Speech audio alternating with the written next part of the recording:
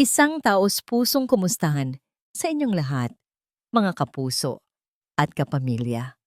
Ako po si Miana at maligayang pagbabalik sa hapdi at kilig.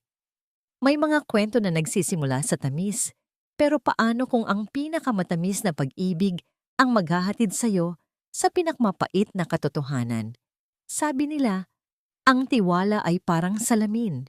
Kapag nabasag, maaari mo pang pulutin ang mga piraso, pero hinding-hindi mo na maibabalik ang dati nitong anyo. Ngayong araw, samahan ninyo akong pakinggan ang kwento ni Althea, isang babaeng nawasak ang mundo dahil sa pagmamahal, at kung paano niya sinubukang buuin muli ang kanyang sarili mula sa mga bubog ng kataksilan. Pinapahiya mo ako. Pinapahiya mo ang buong pamilya natin. Parang nabingi si Althea. Ang mga salita ni Dionisio, tumusok sa puso niya na parang bubog. Ang boses na dati nagpapakalma sa kanya, na nanghaharana sa kanya tuwing gabi, ay ngayon, puno ng galit na hindi niya maintindihan. Nakatayo sila sa gitna ng kanilang magiging silid. Ang sinag ng araw mula sa bintana ay tumatama sa mukha ni Dionisio, ngunit walang init, walang lambing sa mga mata nito. Tanging ang malamig na liwanag ng pagkasuklam. Ilang buwan lang ang nakalipas, sa parehong kwartong ito, lumuhod si Dionisio. Hawak ang isang singsing, sinabi niyang, "Althea, ikaw ang buhay ko. Pakasalan mo ako." Ngayon, ang lalaking nangakong bubuo sa kanyang mundo, ang siyang unang dumudurog nito. Nanlamig ang kanyang mga kamay. Naramdaman niya ang panginginig ng sarili niyang mga labi. "Dionisio, anong sinasabi mo? Huwag ka nang magkunwari, Althea." Sigaw nito pabalik. "Alam ko ang lahat. Ang pag-uusap ninyo ni Noel. Akala mo ba hindi ko malalaman? Noel? Ang kaibigan niya mula pagkabata? Anong kinalaman niya dito?" Pero, tungkol lang sa wedding donations yon para sa foundation ni Mama. Wala. Putol ni Dionisio sa kanya. Isang mapait na tawa ang kumawala sa labi nito. "Huwag mong gawing dahilan ng tita. This is about your selfishness, your lack of respect." Bumukas ang pinto. Pumasok si Doña Celestina, ang kanyang madrasta, na may daladalang malamig na awtoridad sa kanyang tindig. "Dionisio, tama na yan," sabi nito sa mahinahong boses. Ngunit may bigat. Lumapit ito kay Althea at hinawakan ang braso niya. Ang mga daliri nito ay mahigpit, halos masakit. "Althea, Hija, ano man ang problema, kailangang ayusin. Ang kasal ay sa 1 linggo na." Tumingin si Althea sa ina-inahan, naghahanap ng kakampi, ng pag-unawa. Ngunit ang mga mata ni Celestina ay blanko, hindi mabasa. Hindi niya namalayan. Ang isa niyang kamay ay dahan-dahang dumapo sa kanyang tiyan. Isang lihim na siya at si Dionisio pa lang ang nakakaalam. Isang bunga ng pagmamahal na ngayon ay parang nagiging abo. "Tita, hindi ko po maintindihan." Ngumiti si Doña Celestina. Isang ngiting hindi umabot sa kanyang mga mata. "Simple lang, Althea. May mga bagay na dapat manatiling lihim para sa ikabubuti ng lahat, para sa pangalan ng pamilya." Bumitaw ito sa braso niya at humarap sa kanilang dalawa. Ang boses niya ay bumaba. Naging halos isang bulong na puno ng yelo. "Huwag na huwag mong sisirain ang pangalan ng pamilyang ito, Althea." Tumingin ito sa kanya, diretso sa mata. "Ayusin niyo ito, bago pa may ibang makaalam. Bago pa may ibang makaalam." Ang mga salitang iyon ay umalingaw-ngaw sa isip ni Althea buong gabi. Paulit-ulit, na parang sirang plaka. Hindi siya nakatulog. Paano siya makakatulog kung ang katabi niyang lalaki sa kama ay parang estranghero? Kinabukasan kumilos si Dionisio na parang walang nangyari. Nag-ahit, nagbihis ng kanyang mamahaling suit, nag-ayos para pumasok sa law firm. Walang halik, walang good morning, walang kahit anong bakas ng paglalambing. May pader sa pagitan nila na hindi nakikita, ngunit ramdam na ramdam ni Althea ang lamig. Sinubukan niya. Kailangan niyang subukan. Pumunta siya sa kusina at nagtimpla ng kape. Alam na alam niya ang gusto ni Dionisio. Matapang, isang kutsarang asukal, inabot niya ito sa kanya, kasabay ng isang pilit na ngiti. Dion, kape mo. Tumingin lang ito sa tasa tapos sa kanya. Ang mga mata nito ay pagod. Hindi na. Sa opisina na lang ako magkakape. Pero, paborito mo to, sabi niya, halos pabulong. Althea, please, sagot nito, may inis sa boses. Stress lang to lahat sa kasal, okay? Huwag mo nang dagdagan. Kinuha nito ang briefcase at lumabas ng pinto. Iniwan si Althea na nakatayo doon.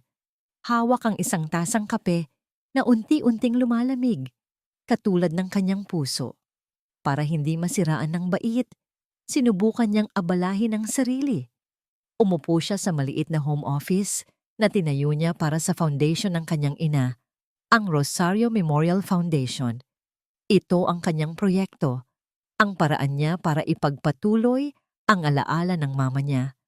Binuksan niya ang laptop, tiningnan ang mga listahan ng donasyon, ang mga plano para sa susunod na medical mission. Ang pag-aalaga sa pundasyong ito, ang tanging bagay na nagbibigay sa kanya ng kapayapaan. Habang tinitingnan niya ang listahan ng mga gastos para sa nakaraang 6 na buwan, may isang bagay na pumukaw sa kanyang pansin. Isang line item, isang malaking halaga ang nakalagay. Napakalaki para sa isang karaniwang gastusin. Pangalan ng kumpanya, Valeriano Holding Sauce. Serbisyo, professional consultancy. Hindi pamilyar sa kanya ang pangalan.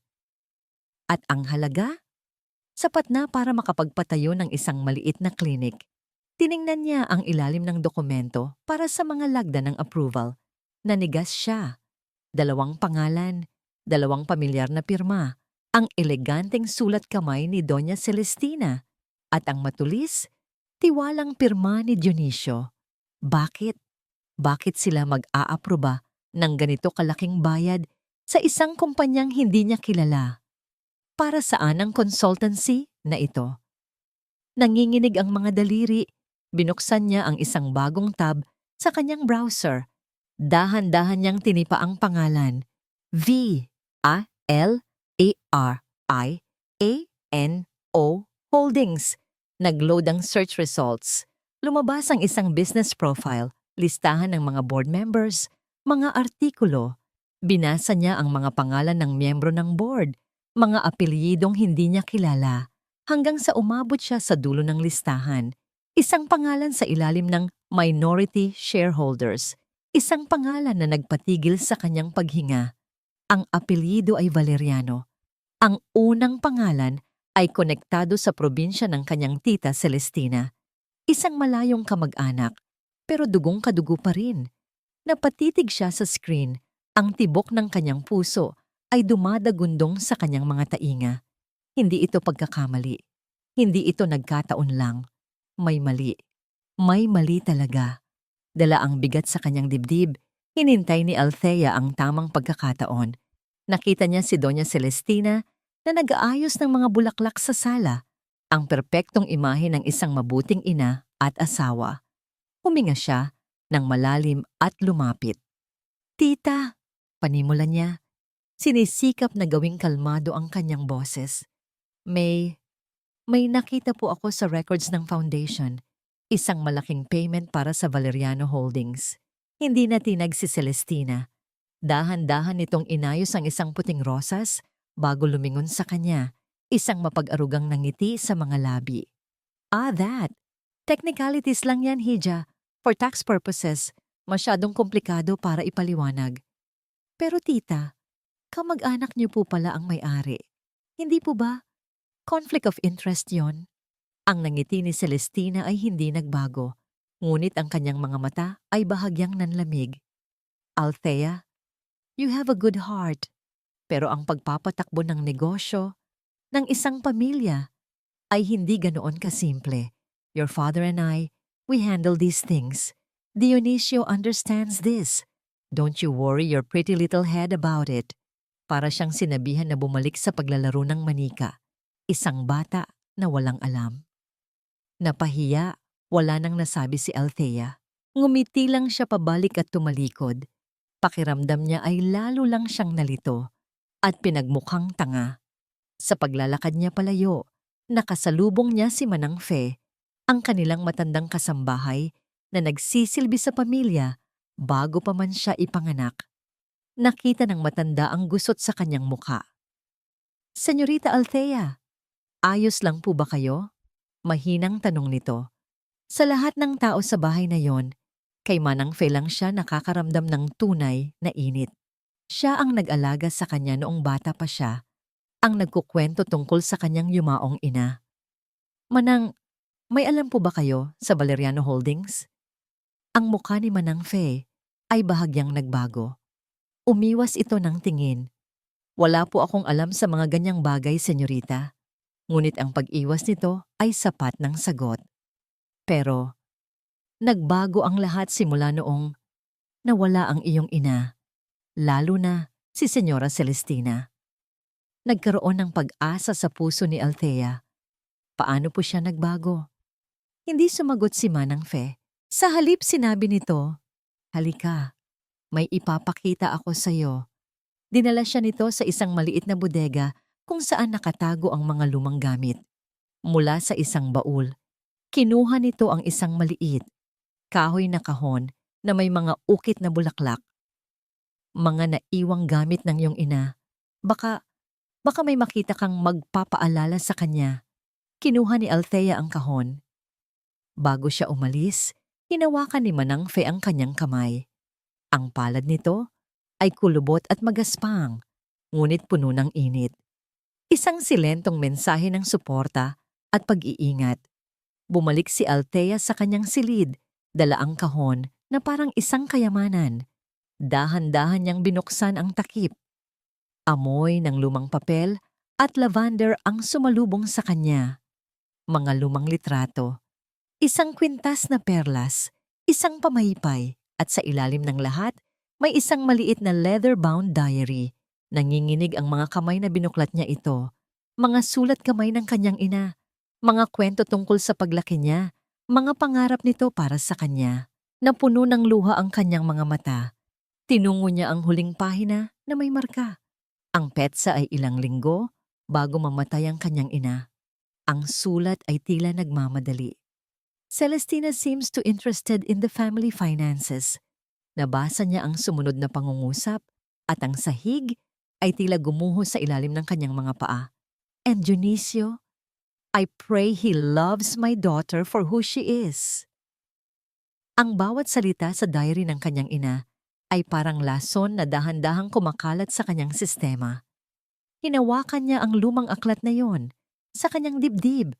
Ang tibok ng kanyang puso ay napakabilis, halos masakit. Hindi siya naghintay, hindi na niya kaya. Kinagabihan, hinarap niya si Dionisio sa kanilang library. Inilapag niya sa ibabaw ng lamesang kahoy ang financial statement ng Valeriano Holdings at ang nakabukas na diary ng kanyang ina. "Dionisio, ano to?" Ang boses niya ay nanginginig, basag sa nagbabadyang mga luha. Tiningnan ni Dionisio ang mga papel. Pagkatapos ay tumingin sa kanya. Sa isang saglit, nakita ni Althea ang gulat sa mga mata nito. Pag-aalala. Ngunit mabilis itong nawala. Unti-unting naglaho ang pag-aalala sa mukha ni Dionisio. Napalitan ito ng isang bagay na hindi pa niya nakikita dati. Pagkainis. Pagkatapos, isang malamig na pagwawalang bahala. "So nalaman mo na," sabi nito. Hindi isang tanong, kundi isang pag-amin. Gumuho ang mundo ni Althea. Ang huling sinag ng pag-asa na sana'y nagkakamali lang siya, na may paliwanag ang lahat, namatay. Bakit? Iyon lang ang salitang lumabas sa kanyang bibig. "Hindi mo maiintindihan, Althea." Sagot nito, at sa unang pagkakataon, narinig niya ang pait sa boses nito. "Lumaki ka na nasa iyo na ang lahat. Hindi mo alam kung anong pakiramdam na mangarap, pero laging may pader sa harapan mo." Si Tita Celestina. Pagpapatuloy nito, tinulungan niya ang pamilya ko nung wala kaming wala. Utang na loob. Alam mo ba kung ano yon? Utang na loob? Halos pasigaw na sagot ni Althea. Kaya pumayag kang nakawin ang pera ng foundation ng sarili kong ina? Kaya hinayaan niyo siyang hindi niya matapos ang sasabihin. Napakasuklam. Walang nagnanakaw dito, Althea. Giit ni Dionisio, tumataas na rin ang boses. Inililipat lang namin ang assets para mas maging practical, para sa kinabukasan natin. Natin? Tumingin si Althea sa kanya, puno ng pagkasuklam. Walang tayo. Dionisio, hindi na ngayon. Katahimikan. Tanging ang marahang pagtiktak ng lumang grandfather clock sa pasilyo ang maririnig. Bawat tiktak, parang isang pako na ibinabaon sa kabaong ng kanilang pagmamahalan.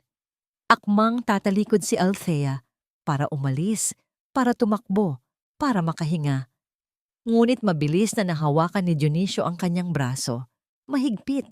Saan ka pupunta? Tanong nito. Ang boses ay biglang naging kalmado. Isang nakakatakot na kalma. Bibitawan mo ako. Hindi. Makinig ka sa akin, Althea.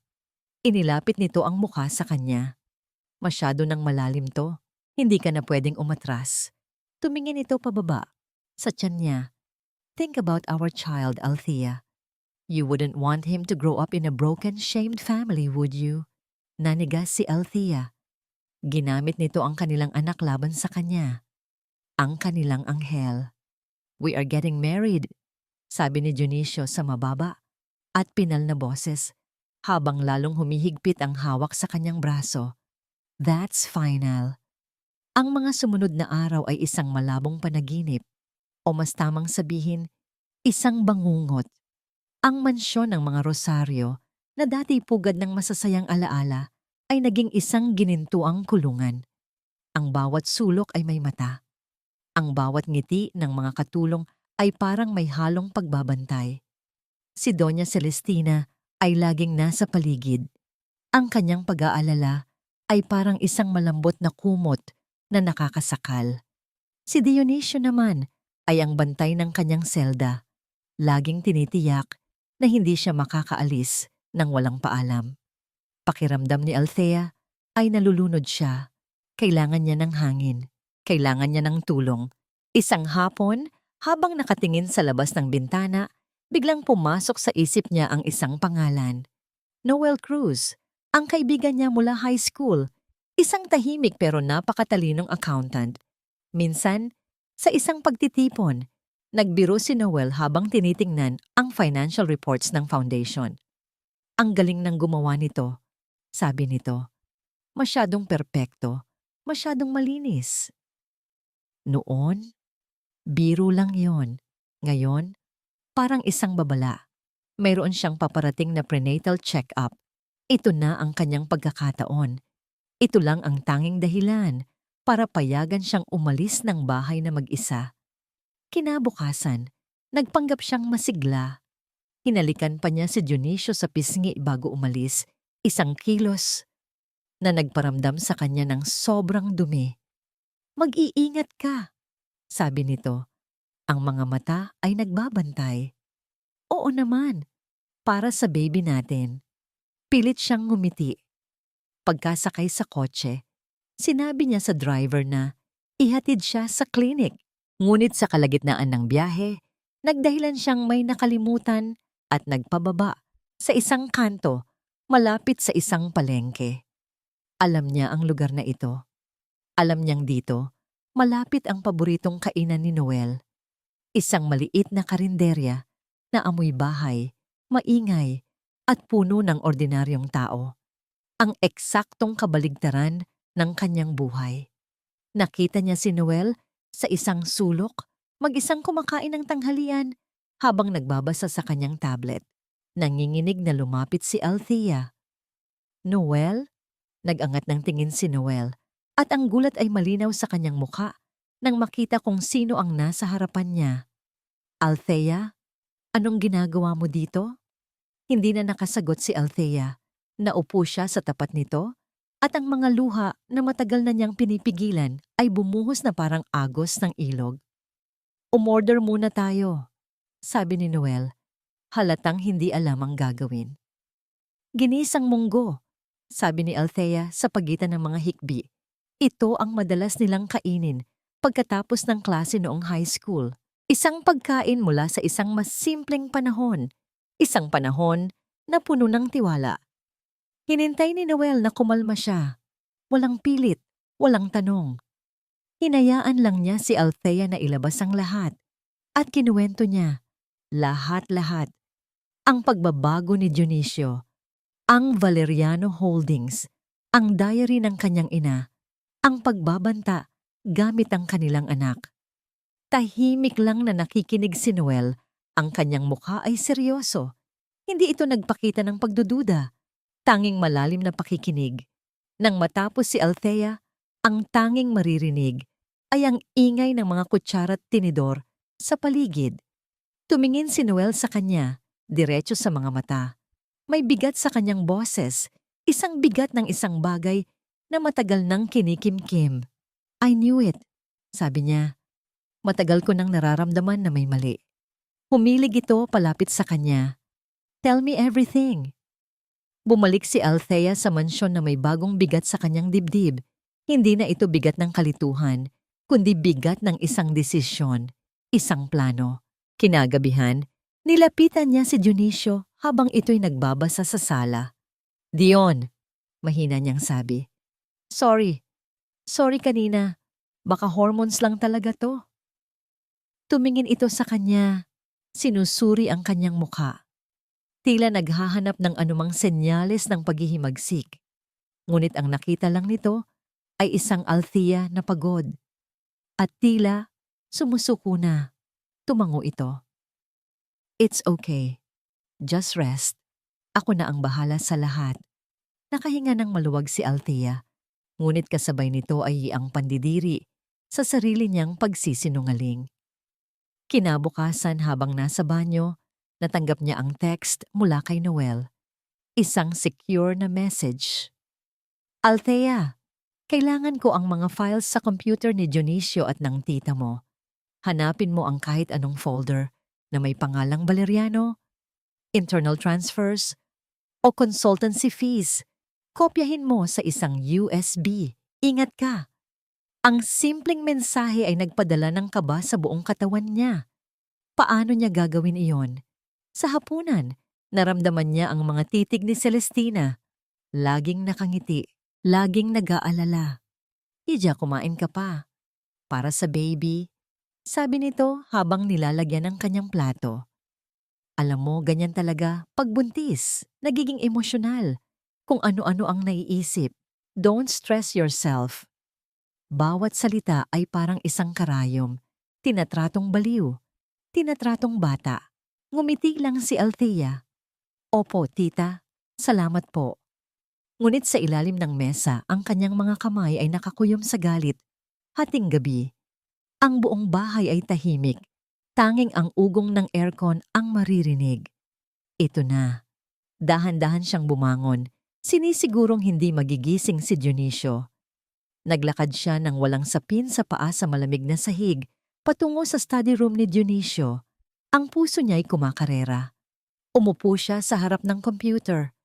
Ang password. Alam niya ang password. "Althea, my love." Isang mapait na kabalintunaan. Nanginig ang kanyang mga kamay habang isinasaksak ang maliit na USB na nakuha niya mula sa isang lumang bag. Hinanap niya ang mga folder na sinabi ni Noel. At nandoon nga sila, nakatago. Pero nandoon. Sinimulan niya ang pag-copy. Ang progress bar sa screen ay tila hindi gumagalaw. 5%, 10%. Ang bagal. Bawat segundo ay parang isang oras. Bigla, may narinig siyang mga yabag sa pasilyo. Papalapit. Nanigas siya. Si Celestina. Gising pa ito. Napatigil siya sa paghinga. Ang mga yabag ay huminto sa tapat ng pinto ng study. Pipihitin na ba nito ang seradura? Katapusan na ba? Biglang, isang malakas na kalabog mula sa kusina. Sinundan ng tunog ng nababasag na mga baso. Ay nako, pasensya na po senyora, nadulas po ang tray. Boses ni Manang Fe, malakas at puno ng pagkataranta. Ang mga yabag sa labas ng pinto ay muling gumalaw, papalayo, patungo sa direksyon ng kusina. Ano bang ingay yan ni Fe? Nakahinga si Althea. Manang Fe, sinadya niya iyon. Iniligtas siya nito. Nagmamadali, tiningnan niya ang screen. 100%. Tapos na. Mabilis niyang tinanggal ang USB, isinara ang lahat ng windows, at pinatay ang computer. Bumalik siya sa kwarto, ang puso'y dumadagundong pa rin.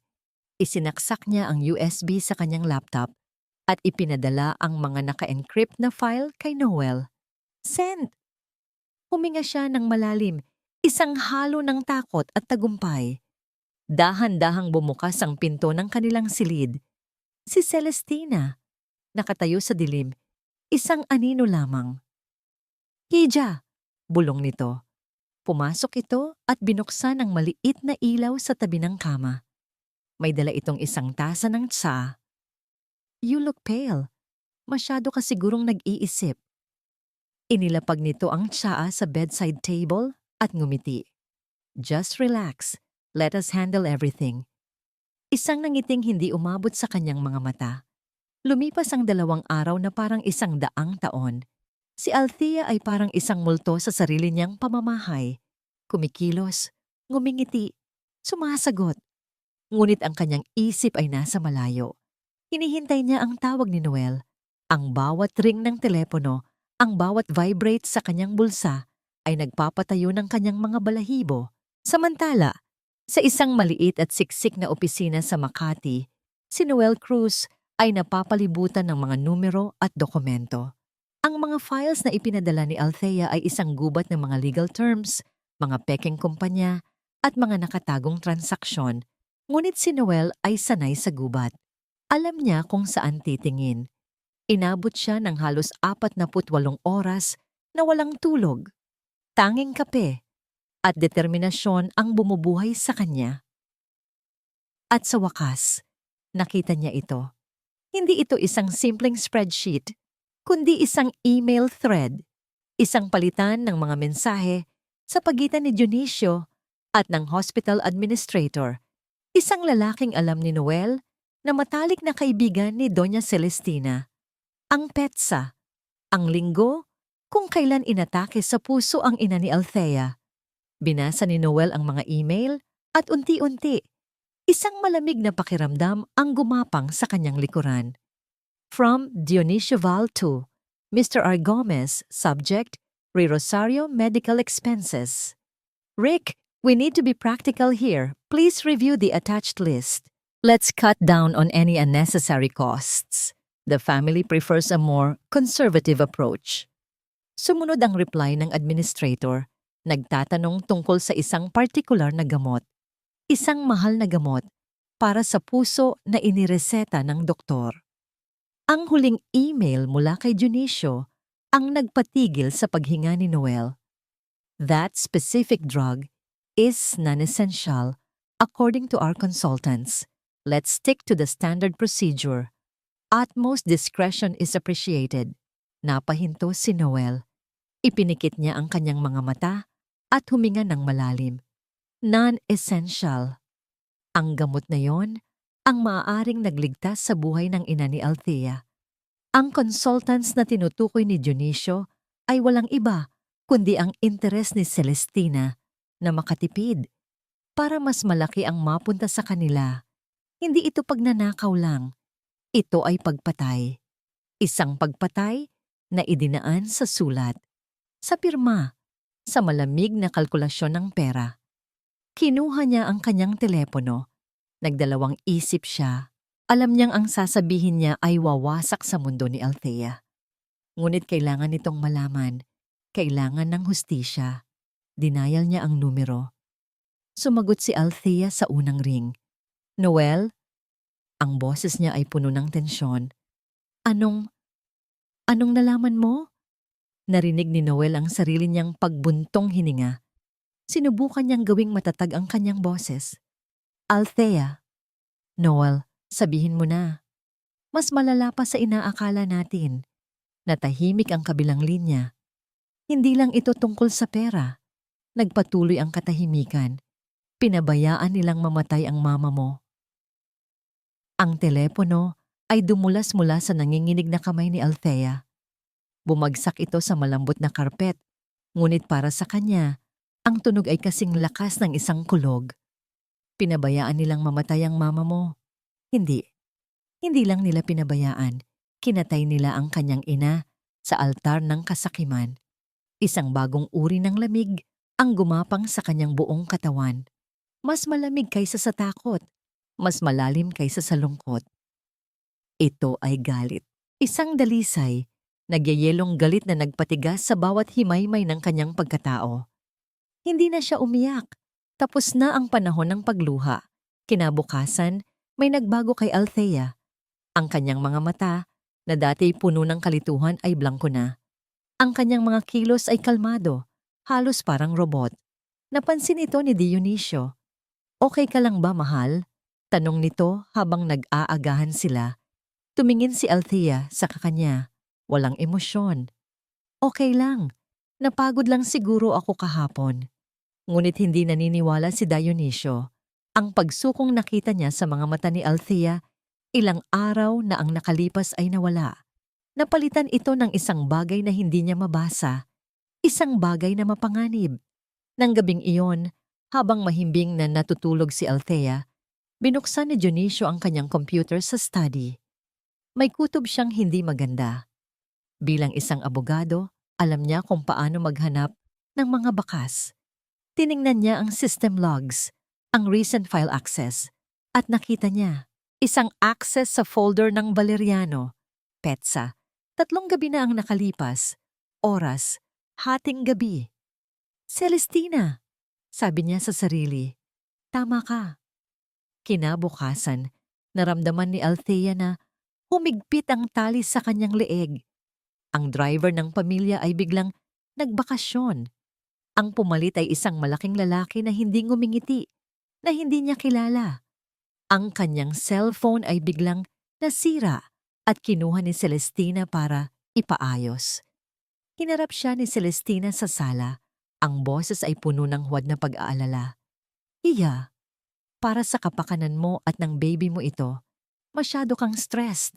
Dito ka na lang muna sa bahay. Magpahinga ka. Kami na ang bahala sa lahat. Si Manang Fe, na sinubukan siyang lapitan, ay sinigawan ni Celestina dahil sa isang maliit na alikabok sa mesa. Isang malinaw na mensahe. Walang pwedeng kumampi kay Althea. Siya ay isang bilanggo. Gabi-gabi, dumudungaw siya sa bintana ng kanyang silid, nakatingin sa madilim na kalsada sa labas ng kanilang matataas na pader. Pakiramdam niya ay nag-iisa siya sa buong mundo. Isang gabi, may nakita siyang pamilyar. Isang itim na kotse, nakaparada sa isang madilim na bahagi ng kalsada sa di kalayuan. Hindi ito gumagalaw, walang bumababa. Ngunit alam niya, kilala niya ang kotseng iyon, kotse ni Noel. Hindi siya nito tinatawagan, hindi siya nito tinetext. Ngunit naroon siya, nagbabantay. Tinitiyak na ligtas siya. Ipinapaalam sa kanya sa tahimik na paraan na hindi siya nag-iisa sa laban na ito.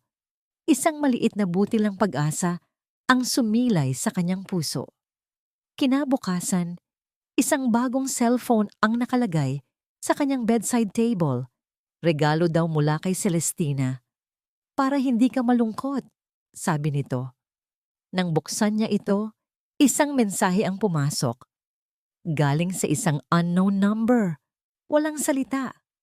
Isang litrato lang. Isang litrato ni Noel na naglalakad palabas ng kanyang opisina. Kuha mula sa malayo. Kuha ng hindi niya alam. Sinundan ito ng isa pang mensahe. Layuan mo si Noel kung gusto mo pa siyang makitang buhay. Ang litrato ni Noel ay parang isang sampal ng yelo sa mukha ni Althea. Ang lamig ay gumapang mula sa kanyang puso hanggang sa dulo ng kanyang mga daliri. Ito na. Ang kinakatakutan niya. Hindi na lang ito tungkol sa kanya. Hindi na lang ito tungkol sa pera o sa nakaraan. May buhay ng nakataya, buhay ng isang taong walang kasalanan, kundi ang tumulong sa kanya. Unang pumasok sa isip niya ang pagsuko. Tatawagan niya si Noel. Sasabihin niyang itigil na ang lahat. Hahayaan na lang niyang manalo sina Celestina at Dionisio. Mabubuhay siya sa ginintuang hawla, basta't ligtas si Noel, basta't ligtas ang magiging anak niya. Ngunit paano? Paano siya mabubuhay sa isang kasinungalingan? Paano niya hahalikan araw-araw ang lalaking pumatay sa kanyang ina? Paano niya titingnan sa mata ang kanyang anak at sasabihing ang pamilya nila ay binuo sa dugo at kasakiman? Hindi. Hindi niya kaya. Nagpunta siya sa banyo, binuksan ang gripo para malunod ang anumang tunog at lihim na tinawagan si Noel gamit ang lumang telepono na itinago ni Manang Faye sa ilalim ng lababo. Noel, itigil na natin to. Bulong niya. Ang boses ay nanginginig sa takot. Sinusundan ka nila. Nasa panganib ka. Narinig niya ang pagbuntong hininga ni Noel sa kabilang linya. Alam ko, Althea. Nakita ko sila. Ano? Huwag kang mag-alala. Nag-iingat ako. Sabi nito sa isang kalmadong boses. Makinig ka sa akin. Masyado na tayong malayo para umatras. Kung susuko ka ngayon, habang buhay ka nilang kontrolado. At ang hustisya para sa mama mo, hindi na makakamit. Ang kalmadong boses ni Noel, ang kanyang katapangan, ay parang isang sampal na gumising kay Althea. Nahihiya siya sa sarili niyang karuwagan.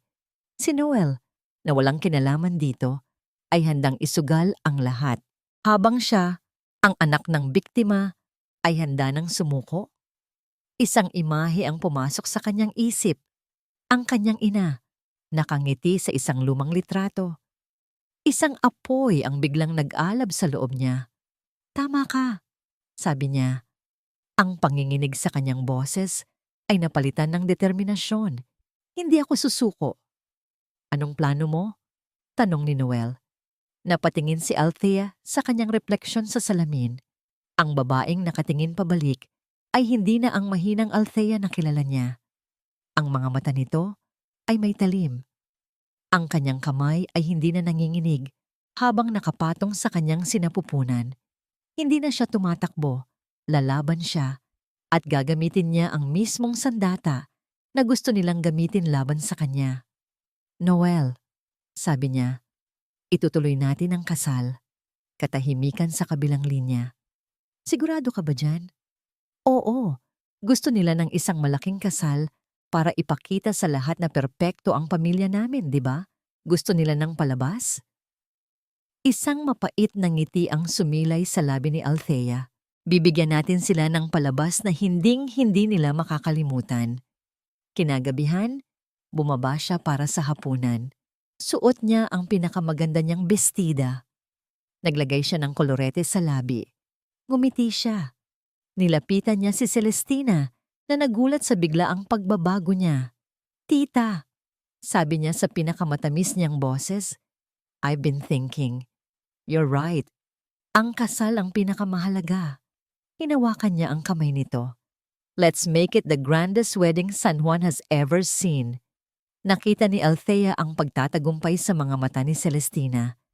Ang nangiti nito ay puno ng kasiyahan, hindi alam na ang babaeng kaharap niya ay naglalatag na ng isang bitag at ang pain ay siya mismo.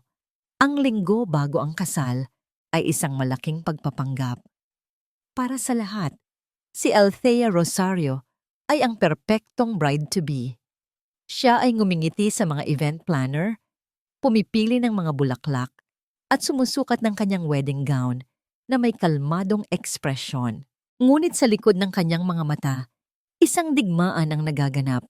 Bawat ngiti ay isang kalkuladong galaw. Bawat tango ay isang paghihintay. Habang abala ang lahat sa panlabas na paghahanda, ang mga tunay na plano ay tahimik na isinasa katuparan sa dilim. Si Noel, gamit ang kanyang mga koneksyon, ay nag-ayos ng lahat. Press invites are set. Basa sa text niya kay Althea. Hindi lang basta mga chismoso. I invited old school journalists, Yung mga hindi nababayaran, they will listen to the story.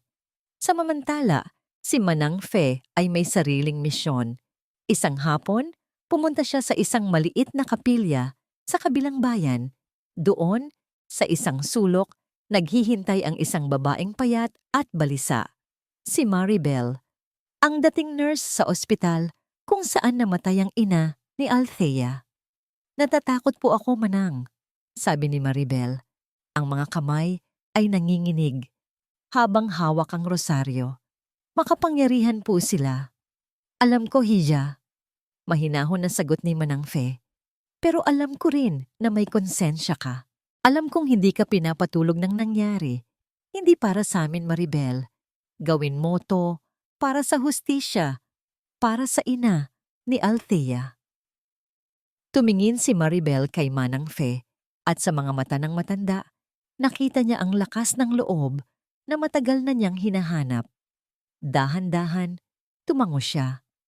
Sa araw ng kasal, bulong niya, "Darating po ako." Gabi bago ang kasal, nakatayo si Althea sa harap ng salamin, suot ang kanyang puting roba. Ang mansyon ay tahimik na. Ang lahat ay natutulog, naghahanda para sa malaking araw. Kumatok si Manang Fe at pumasok. May dalang isang maliit na kahon. "Senyorita," sabi nito, "ito, galing sa iyong ina." Binuksan niya ang kahon. Sa loob, nakapatong sa isang piraso ng pelus, ay isang lumang suklay na gawa sa silver at perlas, ang paboritong suklay ng kanyang ina. Ang suklay na ginamit nito sa sarili niyang kasal. Nangingilid ang luha ni Althea habang kinukuha ito. Naramdaman niya ang lamig ng metal sa kanyang palad. "Isama mo ang iyong ina sa laban na ito." Bulong ni Manang Fe, ang boses ay basag. Tumango si Althea. Isang bagong determinasyon ang dumaloy sa kanyang mga ugat. Hindi na siya nag-iisa. Dala niya ang alaala ng kanyang ina. Dala niya ang katapatan ni Manang Fe. Dala niya ang tulong ni Noel. Dala niya ang buhay sa kanyang sinapupunan. Nang makaalis si Manang Fe, hinawakan niya ang suklay ng mahigpit. Handa na siya. Biglang may kumatok sa pinto ng kanyang silid. Isang katulong. "Ma'am Althea, may nagpadala po para sa inyo." Isang malaking kahon ng bulaklak. Walang card, walang pangalan ng nagpadala. Dahan-dahan niyang binuksan ang takip. Hindi puting rosas, hindi anumang bulaklak para sa isang ikakasal. Ang kahon ay puno ng mga itim na rosas. At sa gitna ng mga ito, isang maliit na puting card na may nakasulat na mga salita na tila isinulat sa dugo. "A wedding or a funeral? You choose."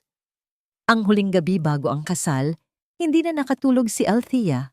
Ang mga itim na rosas na inilapag niya sa mesa ay tila nakatingin sa kanya. Bawat talulot ay isang banta. Hindi niya alam kung anong uri ng funeral ang tinutukoy nila. Ang kanya ba? O ang sa kanila? Kinabukasan, araw ng kasal. Ang simbahan ng San Jose sa Batangas, isang lumang simbahan na gawa sa bato na may matataas na kisame at stained glass windows, ay puno ng mga tao, mga kilalang personalidad, mga kamag-anak mula sa magkabilang panig, at mga journalist na, hindi alam ng karamihan, ay naroon para sa isang mas malaking kwento. Ang amoy ng mga sariwang bulaklak at insenso ay naghahalo sa hangin. Sa loob ng bridal suite, tahimik na inihahanda si Althea. Ang kanyang puting wedding gown ay nakabitin sa isang sulok, parang isang anino. Ang makeup artist ay nilalagyan siya ng pampaganda, ngunit walang pwedeng magtago ng panginginig sa kanyang mga kamay. "Hija, ang ganda mo," bulong ni Manang Fe habang inaayos ang belo ni Althea. Ang suklay ng kanyang ina ay inilagay ni Althea sa kanyang buhok, isang lihim na anting-anting. "Manang, sana po tama itong ginagawa ko," bulong ni Althea. "Ang paglaban para sa katotohanan ay laging tama, senyorita," sagot nito. Ang mga mata ay puno ng pagmamahal. Habang naglalakad siya sa pasilyo patungo sa pintuan ng simbahan, narinig niya ang organ music, malakas at maringal. Ang bawat nota ay parang martilyo sa kanyang dibdib. Nasa tapat ng simbahan si kanyang ama, matanda na at may karamdaman, ngunit matikas pa rin. Ngumiti ito sa kanya, at sa isang iglap, nakalimutan ni Althea ang lahat ng sakit. Ang nangiti ng ama niya ang huling piraso ng inosenteng nakaraan na nananatili pa. Inalalayan siya ng kanyang ama. Sa bawat hakbang, bumabalik sa kanyang alaala ang kanyang mga pangarap. Ang pangarap na magkaroon ng isang masayang pamilya. Ang pangarap na mabuhay ng payapa kasama ang lalaking mahal niya. Ngayon, ang bawat hakbang ay hindi patungo sa isang pangarap, kundi sa isang labanan. Sa dulo ng altar, nakita niya si Dionisio, nakangiti. Suot ang kanyang barong, naghihintay. Ang kanyang mukha ay isang perpektong maskara ng pagmamahal. Kung hindi lang niya alam ang katotohanan, maniniwala siya. Maniniwala siyang ang lalaking iyon ay tunay na nagmamahal sa kanya. Sa likuran ni Dionisio, nakaupo si Doña Celestina. Ang kanyang mukha ay puno ng pagtatagumpay. Ang mga mata nito ay nakatingin kay Althea. Mayroong isang kakaibang kinang na hindi nakikita ng iba. Naglakad si Althea. Bawat hakbang ay napakabigat. Narinig niya ang bulong-bulungan ng mga tao. Nakita niya ang mga flash ng kamera mula sa likuran. Nang makarating siya sa altar, inabot ng kanyang ama ang kanyang kamay kay Dionisio. Isang tradisyonal na kilos, isang simbolismo ng pagtitiwala. Ngunit bago pa man lubusang bitiwan ng kanyang ama ang kanyang kamay, mahigpit na hinawakan ni Althea ang palad nito. Isang huling paalam, isang huling kurot ng nakaraan, isang huling paghinga bago sumabak sa giyera. Pumwesto siya sa tabi ni Dionisio. Narinig niya ang bawat paghinga nito. Ang kanyang amoy. Ang amoy ng isang traidor. Nagsimula ang seremonya. Ang boses ng pari ay malinaw at malakas. Dionisio Valle, do you take Althea Rosario to be your lawfully wedded wife to have and to hold from this day forward for better, for worse, for richer, for poorer, in sickness and in health, until death do you part? Lahat ng mata ay nakatingin kay Dionisio. Naghintay. Nag-alinlangan si Dionisio. Nag-alinlangan si Dionisio. Isang sandali ng pagkabahala ang sumilay sa kanyang mga mata. Isang mabilis na sulyap kay Doña Celestina sa unang hilera. Pagkatapos ay ngumiti ito ang nangiti na perpektong maskara ng isang mapagmahal na groom. Akmang sasagot na sana si Dionisio. Itigil ang kasal. Isang tinig ang umalingaw-ngaw sa buong simbahan. Malakas. Nagulat ang lahat. Si Althea. Siya ang nagsalita. Ang musika ng organ ay biglang naputol. Ang katahimikan ay bumagsak na parang isang mabigat na kurtina. Lahat ng mata, mula sa mga bisita hanggang sa mga photographer, ay nakatingin sa kanya. Nanigas si Dionisio. Ang perpekto niyang ngiti ay biglang nabasag. Althea, anong kalokohan yan? Bulong nito. Ang mga mata ay nanlilisik. Huwag kang gagawa ng eskandalo. Eskandalo? Tanong ni Althea. Ang boses ay basag, ngunit matatag. Humarap siya sa altar, sa lahat ng tao. Ang eskandalo ay hindi ako. Ang eskandalo ay ang kasinungalingan. Ang eskandalo ay ang kasakiman. Pumunta si Doña Celestina sa unahan. Ang kanyang mukha ay nagulat, pero mabilis na nakabawi. Althea, Hija, ano bang nangyayari sa'yo? Napistress ka lang. Let's resume the wedding, Father. Huwag! Sigaw ni Althea. Tumutulo na ang luha sa kanyang pisngi. Hindi na matutuloy ang kasal na ito. Hindi ako magpapakasal sa isang mamamatay tao. Isang malaking ugong ang naririnig sa buong simbahan. Gulat. Pagkalito. Anong pinagsasabi mo, Althea? Galit na sigaw ni Dionisio. Nabaliw ka na ba? Ako? Ako ang baliw. Tumingin si Althea kay Dionisio. Ang mga mata ay puno ng pait.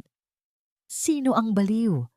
Ang babaeng nagtiwala sa lalaking minahal niya? O ang lalaking nagpanggap na nagmamahal habang pinapatay ang kanyang ina para sa pera? Naglakad siya palapit kay Celestina. Ang boses niya ay naging isang sigaw ng sakit. Ikaw, tita. Ikaw ang mastermind.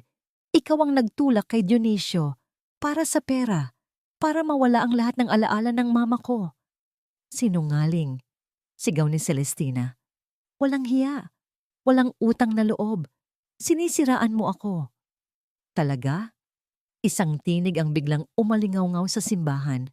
Mula sa likuran, naglakad si Noel. Kasama niya ang dalawang lalaking may dalang projector at screen. Sa gitna ng simbahan biglang nag-flash ang isang email sa screen. Ang email ni Dionisio kay Mr. Gomez. That specific drug is non-essential according to our consultants. Let's stick to the standard procedure. Utmost discretion is appreciated. Nagulat ang lahat. Ang mga flash ng camera ay nagmistulang fireworks. Hindi lang yan, sabi ni Noel. Nandito rin po ang isang saksi. Mula sa gitna ng mga bisita, dahan-dahang lumabas si Maribel. Nanginginig, ngunit matatag. Ako po si Maribel Ramos. Nurse po ako sa hospital kung saan namatay si Mrs. Rosario. Nakita ko po ang medical records. Alam ko po ang totoo. Nag-delay po sila ng gamot. Utos po ni Mr. Vale. Bumagsak ang panga ni Dionisio. Naglaho ang lahat ng kulay sa mukha ni Celestina. Ang pagtatagumpay ay napalitan ng takot, pagkapahiya at galit. Imposible, sigaw ni Celestina. Peke yan. Ginagawa lang niya yan para sirain kami. Talaga po ba, Doña Celestina? Tanong ni Noel habang nag-play ng isang audio recording mula sa kanyang telepono. Isang boses na pamilyar. Boses ni Celestina, binibigyan ng direktiba si Dionisio tungkol sa arrangements sa hospital. Biglang bumagsak si Doña Celestina. Hindi dahil sa gulat, kundi sa galit at labis na pagkapahiya. Bumagsak siya sa sahig ng simbahan, ang kanyang kasuotan ay gusot, ang kanyang mukha ay puno ng matinding puot. Tapos na ako. Bulong niya na halos hindi marinig sa gitna ng kaguluhan. Ngunit ang mga sumunod niyang salita ay malinaw. Tapos na tayong lahat. Ang simbahan ng San Jose ay naging eksena ng kaguluhan. Ang mga bisita ay nagbubulungan. Ang mga flash ng kamera ay nagmistulang walang humpay na kidlat. Sa gitna ng lahat, nakatayo si Althea. Ang kanyang wedding gown ay gusot. Ang kanyang mukha ay basang-basa ng luha. Ngunit ang kanyang mga mata ay nagtataglay ng isang kakaibang liwanag. Ang liwanag ng isang kaluluwang malaya. Kaagad na inalalaya ni Noel si Althea. Mahigpit niyang hinawakan ang braso nito. Inilalayo siya mula sa sentro ng kaguluhan. Kasama rin nila si Manang Faye, na tahimik na lumuluha habang tinatalikuran nila ang simbahan. Ma'am, okay lang po ba kayo? Tanong ng isang reporter. Sinusubukang lapitan sila. Walang sasagot. Sabi ni Noel, pinipigilan ng reporter. Please, give her space. Dinala ni Noel si Althea sa isang sasakyanan na naghihintay sa labas. Habang papalayo, nakita niya sa salamin ng kotse ang imahe ni Doña Celestina na pinagtutulungan na ibangon ng mga katulong. Ang kanyang mukha ay puno pa rin ng puot. Nakita rin niya si Dionisio, nakatulala. Hindi makakilos. Sa loob ng ilang oras, kumalat ang balita na parang apoy sa tuyong damo. Ang Rosario wedding scandal ang headline sa lahat ng balita. Ang mga email at ang testimonya ni Maribel ay naging viral. Ang mga awtoridad ay mabilis na kumilos. Kinagabihan, nasa isang hotel room si Althea kasama si Manang Fe at Noel. Ang TV ay nakabukas at ang mukha ni Celestina ay nasa lahat ng news channels. Ang mga reporters ay naguulat tungkol sa freezing ng assets ng pamilya Valle at sa investigasyon ng pulisya sa pagkamatay ng ina ni Althea. Hindi ko akalain na mangyayari ang lahat ng ganito, bulong ni Althea. Ang boses ay pagod. Ginawa mo ang tama, Althea, sabi ni Noel. Inilapag ang isang tasa ng mainit na gatas sa harap niya. Hindi niya ito hinawakan. Hindi siya nagsalita. Huminga lang ito ng malalim. Ang kanyang presensya ay sapat ng suporta Naramdaman niya ang matinding pagod. Ang lahat ng emosyon, galit, sakit, takot, at ang huling pagtaas ng adrenaline ay sabay-sabay na humila sa kanya pababa. Hindi niya naramdaman ang pagtatagumpay. Hindi niya naramdaman ang ginhawa. Tanging isang matinding kawalan. Isang malaking butas sa kanyang puso na hindi mapupunan ng kahit anong hustisya. Ang kanyang ina ay wala na. Ang lalaking pinakamamahal niya ay isang halimaw. Ang pamilya niya ay gumuho. Kinabukasan, isang tawag ang natanggap niya mula sa isang abogado ng pamilya. Hindi ito ang dati nilang abogado, isang bago at tila mas tapat. Miss Rosario, panimula ng abogado, ang boses ay seryoso. Mayroon po akong impormasyong maaaring maging importante sa inyo. Tungkol saan po? Tanong ni Althea. Sa huling habili ng iyong ama, Miss Rosario, naaalala niya ang kanyang ama. Isang matanda, may sakit, ngunit laging mabait at mapagmahal. Nakasulat po doon na lahat ng kontrol sa ari-arian at mga kumpanya ng iyong ina ay mapupunta kay Doña Celestina hanggang sa araw na ikaw ay makapagpakasal. Napakunot ang noo ni Althea. Hindi niya maintindihan.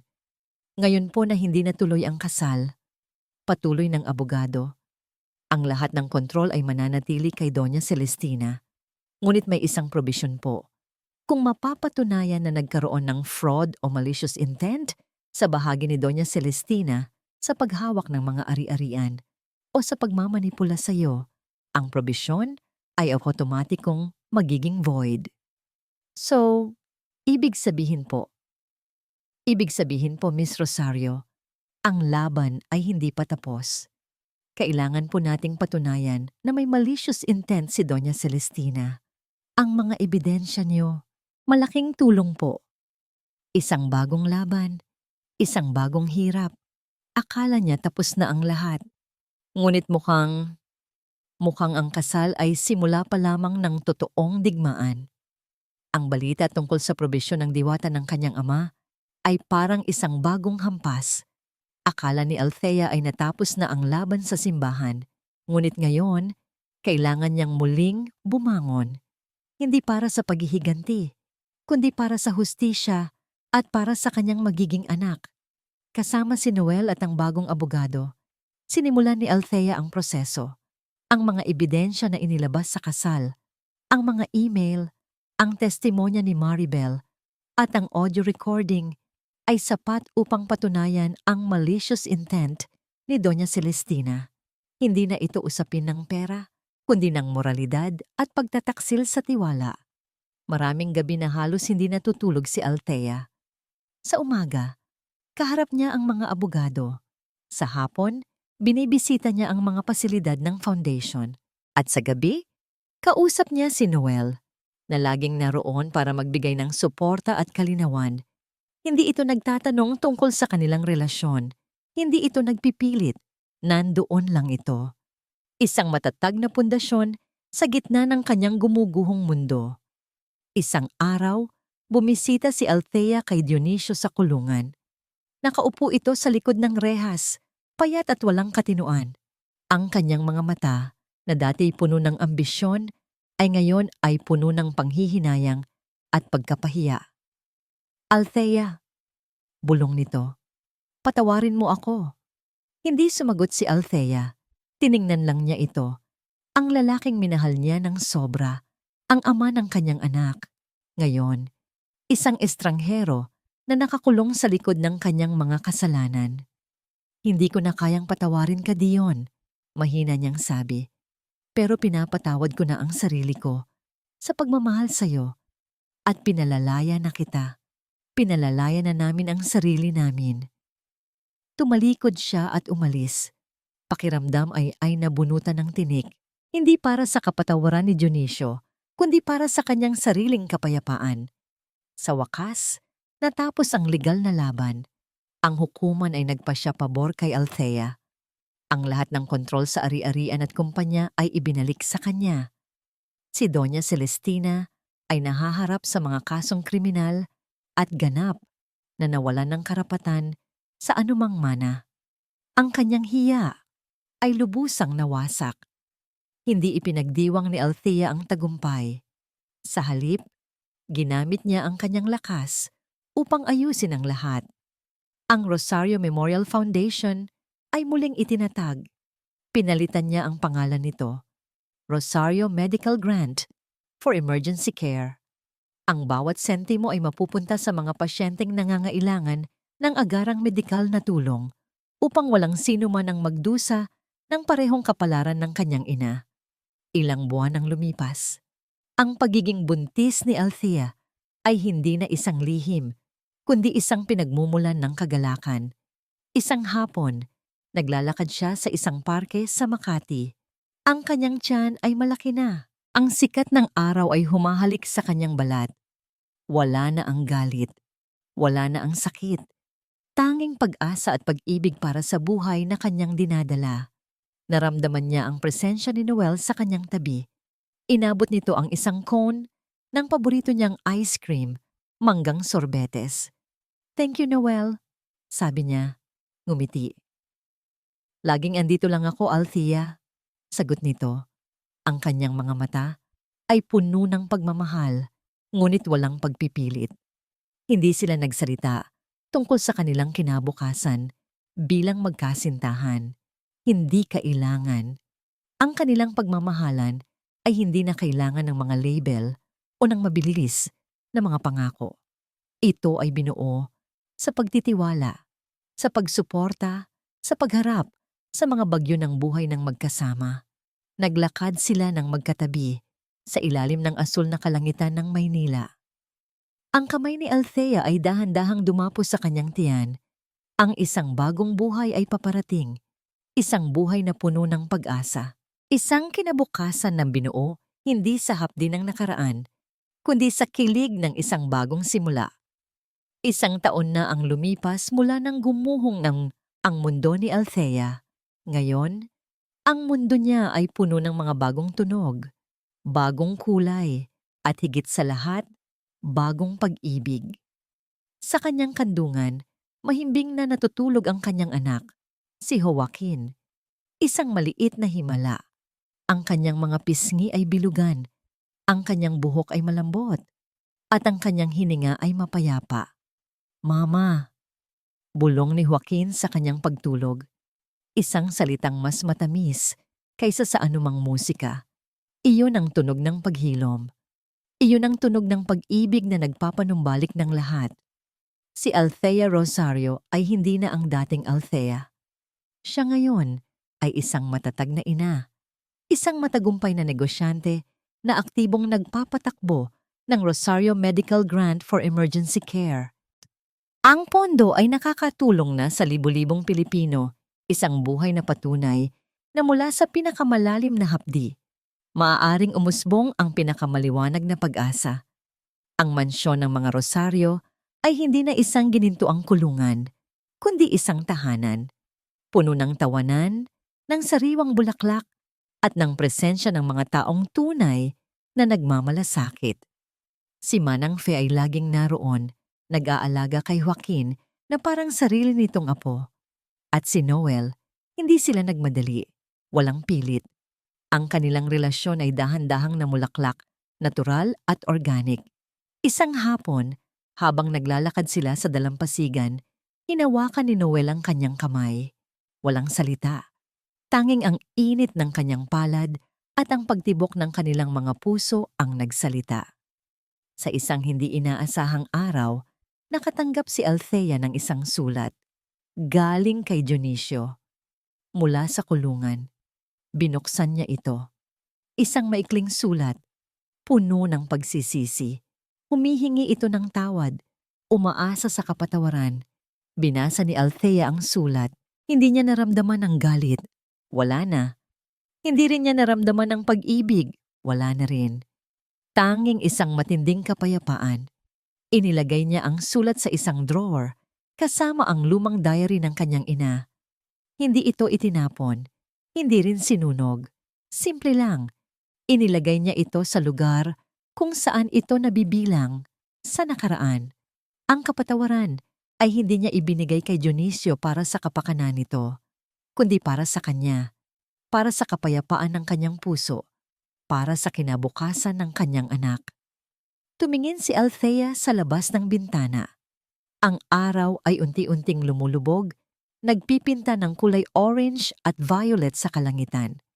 Ang kanyang buhay ay isang patunay na kahit gaano kahapdi ang nakaraan, kung haharapin mo ito ng buong tapang at pipiliin mong magpatawad, hindi para sa kanila, kundi para sa sarili mo, ikaw ay makakatagpo ng tunay na kilig.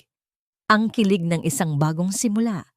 Ang kilig ng pag-ibig na nagbibigay buhay.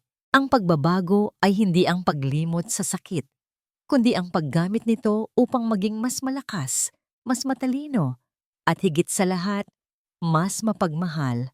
Ito ang kwento ni Althea. Isang kwento ng hapdi na nauwi sa isang walang hanggang kilig.